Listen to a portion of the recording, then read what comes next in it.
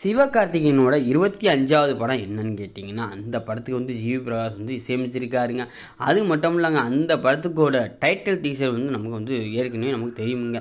என்னன்னு கேட்டிங்கன்னா, பராசக்தி என பேரிட்டுருங்க. அந்த பராசக்தி அந்த டைட்டில் டீசர் நமக்கு நினைவுக்கு வர்றது என்னன்னு கேட்டிங்கன்னா, நம்ம சிவாஜி கணேசனோட முதல் படமும் பராசக்தி மக்கள் மனதில் எப்பவுமே நின்ற ஒரு படமாக இருந்த படம் தாங்க. இது என்னன்னு கேட்டிங்கன்னா, இது என்ன சிக்கல் அப்படின்னு கேட்டிங்கன்னா, விஜயாண்டினோட 25வது படமும் சத்ய திருமகன் அப்படின்னு அவரும் பேர் வச்சுருக்காருங்க. அவர் என்னென்னா முன்னாடியே இது பதிவு செஞ்சுருக்காருங்க. இது மட்டும் இல்லைங்க, அந்த படத்தோட தெலுங்கு, ஹிந்தி, மலையாளம் இந்த இதில் டிரான்ஸ்லேட் பண்ணால் பராசக்தி என பேர் வருதுங்க. இதனால் நம்ம இயக்குனர் ஹெங்காராவுக்கு சிக்கல் ஏற்பட்டிருக்குங்க. இது மட்டும் இல்லை, இது 73 ஆண்டுகளுக்கு முன்பே என்ன கலைஞர் கருணாநிதி வசனத்தில் சிவாஜி நடிப்பில் சமூகத்தில் உறக்க பேசிய மக்கள் மனதில் என்றும் நிற்கும் சரித்திரம் திரைப்படம் என்னன்னு கேட்டால் பராசக்தி தாங்க. இப்படத்தில் ஏவிஎம் தயாரிப்பு நிறுவனம் நல்ல ஒரு இது அப்பவே செஞ்சுருப்பாங்க. இது மட்டும் இல்லைங்க, 73 ஆண்டுகளையும் தாண்டி அந்த படம் பேசப்படுத்தினா அந்த படம் நல்லா இருக்குங்க.